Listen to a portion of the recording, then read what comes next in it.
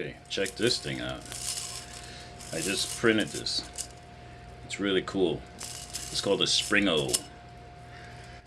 And I found a guy on YouTube whose channel I am now subscribed to, who has instructions on how to actually design one of these things. And in fact, he's gone on to convert all kinds of things into these Springos, not just circular Springos, but he's got like a rocket ship one, and it's just really cool. So this thing took 16 hours for my Monoprice Mini Select 2 to do it, and then it took me maybe 20 minutes to separate all the layers physically because I had to go and pry them apart with the tool.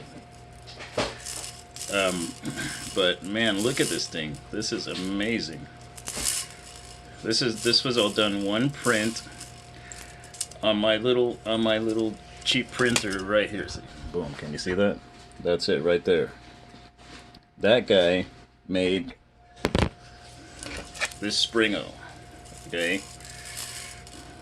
That is amazing. Whoops, there. And now it's time to say goodbye to the Springo. So, yeah, I'm gonna leave a link at the end of this video. Check out his site. It's really amazing. Thanks for watching.